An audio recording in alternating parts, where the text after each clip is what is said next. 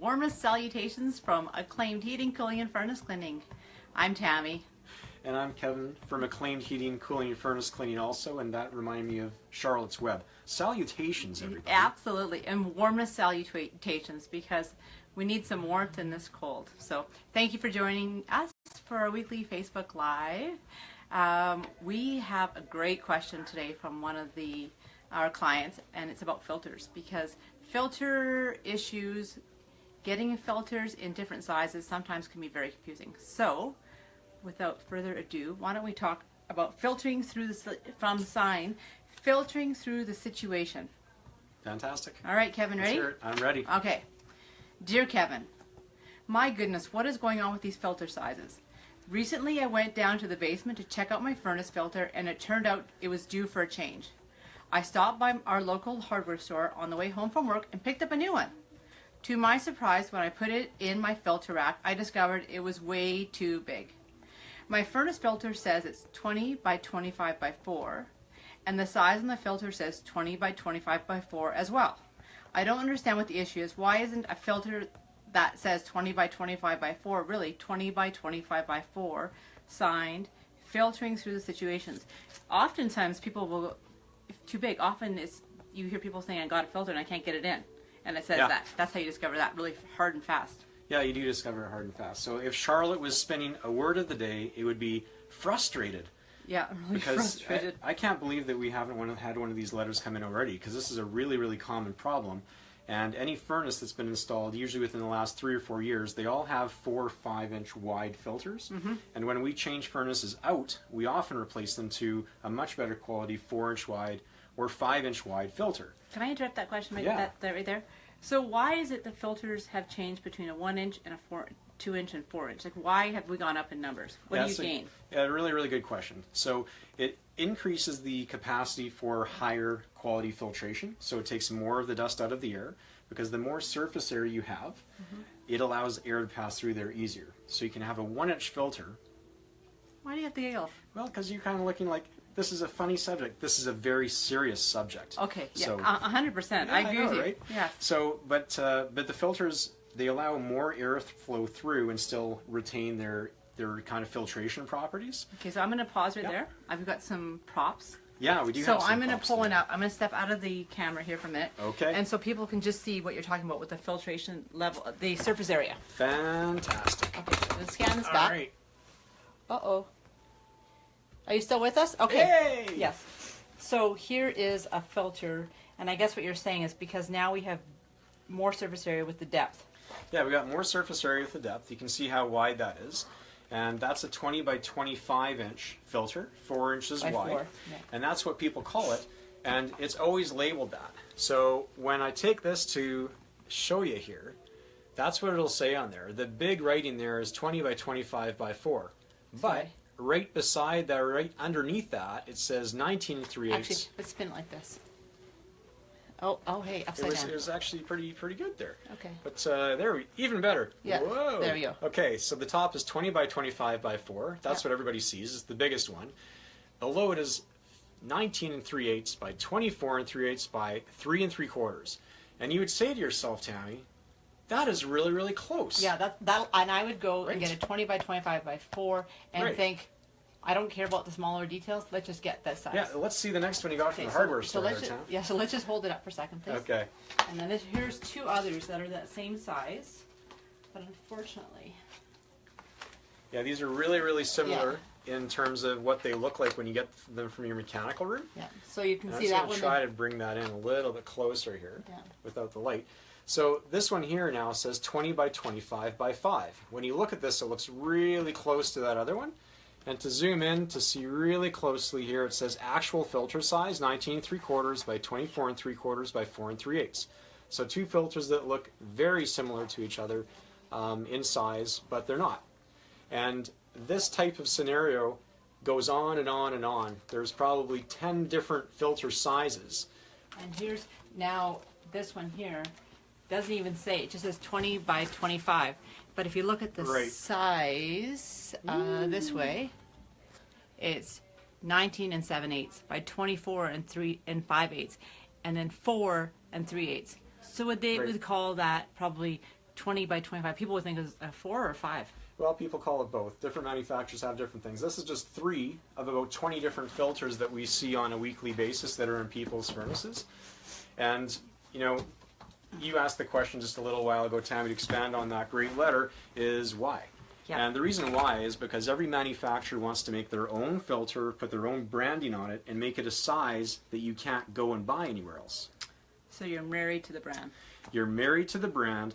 A lot of times you can get divorced from the brand. Actually, you can cheat on your brand because you can get generic filters some of the time that are going to be that same dimension. But those ones are not really any great bargain or anything like that.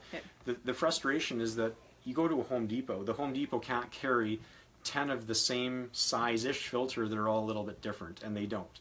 So it's something that's really important to go back to your original furnace service and installations company, and they should certainly have that. A company like us that has a warehouse and stocking, we stock a lot of different filters and brands and sizes here.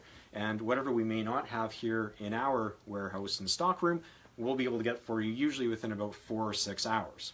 Okay, now that makes me wonder, when you have people that are looking for filters and stuff, you go to a new, so here they can call us, but a lot of times people wouldn't even know. You say go back to the original manufacturer that installed their furnace. They just buy a new house and they've got this filter on there.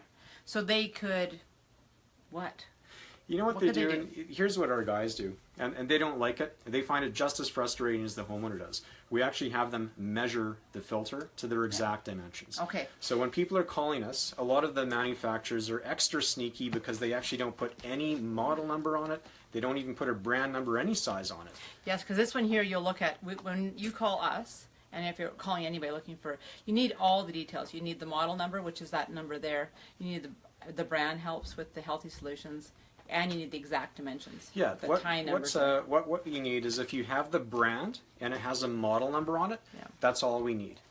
Now, if there is no brand or there's no model number on it, then we need the exact dimensions. Okay, and exact dimensions are in fact exact dimensions. So to the end, and tight. So that is what is most surprising to me. Yeah. Is that when you have the 5/8 of an inch.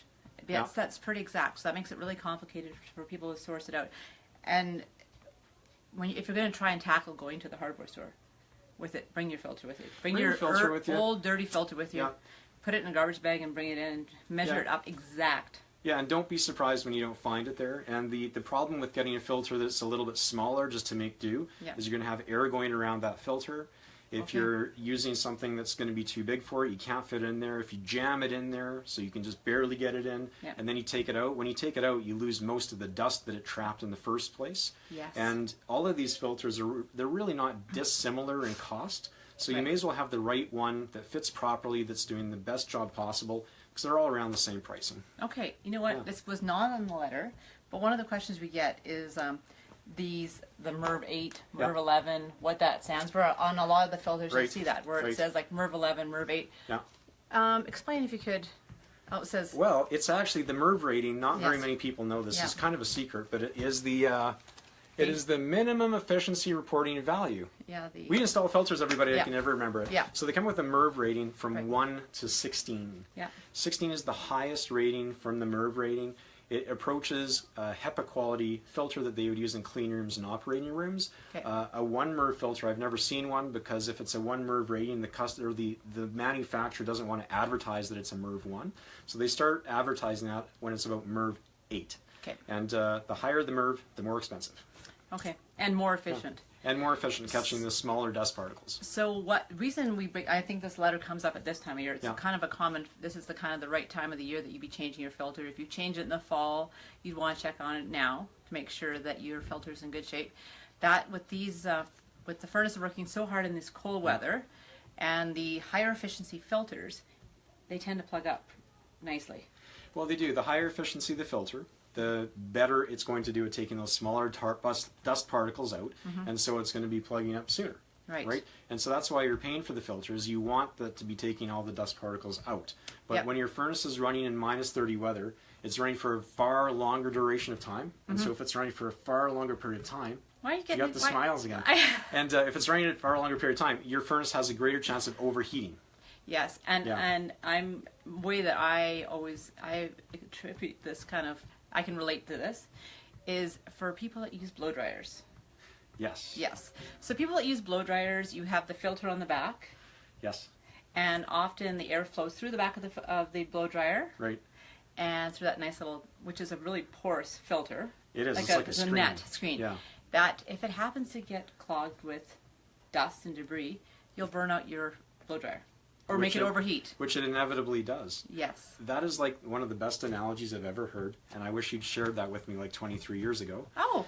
But that's exactly right. I've seen it. I've actually cleaned out your hair dryer on multiple occasions when I've seen that. Yes. Because that's exactly what happens. Yeah. So it makes it, and often you will experience a nice smell before it's about to burn out your blow dryer. You can. And you can also get that with your furnace. I know people will say that I can smell something and it's working really hard, and you've got things working far too hard and restricting the airflow, causing things to overheat. You can cause things to overheat. Yeah, so go down after we're done watching this Facebook Live and take out your furnace filter. Now, if you see that it's clogged, then change it for sure. But now, would you recommend that if someone goes down after we're done the Facebook Live, looks in the basement, sees their furnace filter and sees it's clogged up, do they put it back in there clogged up? Like when I say clogged up, sometimes they look like cardboard. Yeah, we've had some stuff on our Facebook lately where I've gone to some service calls, and like, I'm not kidding, it is like hard cardboard. Like you'd never know to scrape it off. Yeah, you'd never know that originally was a mesh. No, like you should go looking for that when it was crazy. Yeah. So if someone goes down and they see that in their furnace, is it better to run their furnace without a filter or put that one back in?